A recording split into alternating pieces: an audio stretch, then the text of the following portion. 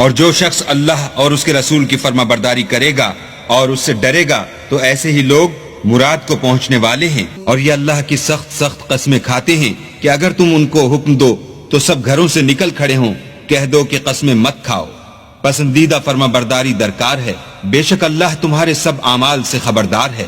کہہ دو کہ اللہ کی فرما برداری کرو اور رسول خدا کے حکم پر چلو۔ اگر منہ موڑو گے تو رسول پر اس چیز کا ادا کرنا ہے جو ان کے ذمے ہے، اور تم پر اس چیز کا ادا کرنا ہے جو تمہارے ذمے ہے۔ اگر تم ان کے فرمان پر چلو گے تو سیدھا رستہ پالو گے، اور رسول کے ذمے تو صاف صاف احکام خدا کا پہنچا دینا ہے۔ جو لوگ تم میں سے ایمان لائے اور نیک کام کرتے رہے، ان سے اللہ کا وعدہ ہے کہ ان کو ملک کا حاکم بنا دے گا جیسا ان سے پہلے لوگوں کو حاکم بنایا تھا، اور ان کے دین کو جسے اس نے ان کے لیے پسند کیا ہے مستحکم و پائیدار کرے گا، اور خوف کے بعد ان کو امن بخشے گا۔ وہ میری عبادت کریں گے اور میرے ساتھ کسی چیز کو شریک نہ بنائیں گے، اور جو اس کے بعد کفر کرے تو ایسے لوگ بد کردار ہیں۔ اور نماز پڑھتے رہو اور زکوٰۃ دیتے رہو اور پیغمبر خدا کے فرمان پر چلتے رہو تاکہ تم پر رحمت کی جائے، اور ایسا خیال نہ کرنا کہ کافر لوگ ہم کو زمین میں مغلوب کر دیں گے، یہ جا ہی کہاں سکتے ہیں، ان کا ٹھکانہ دوزخ ہے اور وہ بہت برا ٹھکانہ ہے۔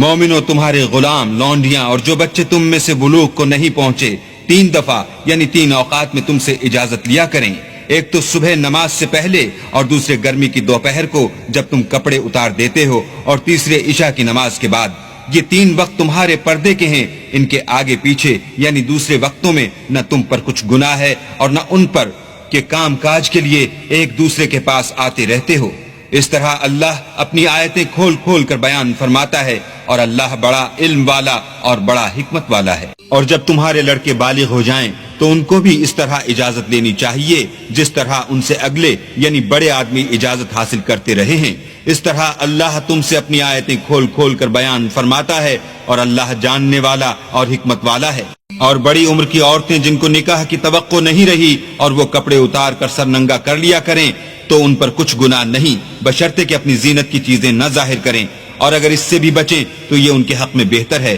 اور اللہ سنتا جانتا ہے۔ نہ تو اندھے پر کچھ گناہ ہے، اور نہ لنگڑے پر، اور نہ بیمار پر، اور نہ خود تم پر کہ اپنے گھروں سے کھانا کھاؤ، یا اپنے باپوں کے گھروں سے، یا اپنی ماؤں کے گھروں سے، یا بھائیوں کے گھروں سے، یا اپنی بہنوں کے گھروں سے، یا اپنے چچاؤں کے گھروں سے، یا اپنی پھوپھیوں کے گھروں سے، یا اپنے ماموں کے گھروں سے، یا اپنی خالاؤں کے گھروں سے، یا اس گھر سے جس کی کنجیاں تمہارے ہاتھ میں ہوں، یا اپنے دوستوں کے گھروں سے، اور اس کا بھی تم پر کچھ گناہ نہیں کہ سب مل کر کھانا کھاؤ یا جدا جدا۔ اور جب گھروں میں جایا کرو تو اپنے گھر والوں کو سلام کیا کرو، یہ اللہ کی طرف سے مبارک اور پاکیزہ تحفہ ہے۔ اس طرح اللہ اپنی آیتیں کھول کھول کر بیان فرماتا ہے تاکہ تم سمجھو۔ مومنو، پیغمبر کے بلانے کو ایسا خیال نہ کرنا جیسا تم آپس میں ایک دوسرے کو بلاتے ہو، بے شک اللہ کو وہ لوگ معلوم ہیں جو تم میں سے آنکھ بچا کر چل دیتے ہیں۔ تو جو لوگ ان کے حکم کی مخالفت کرتے ہیں ان کو ڈرنا چاہیے کہ ایسا نہ ہو کہ ان پر کوئی آفت پڑ جائے یا تکلیف دینے والا عذاب نازل ہو۔ دیکھو، جو کچھ آسمانوں اور زمین میں ہے سب اللہ ہی کا ہے۔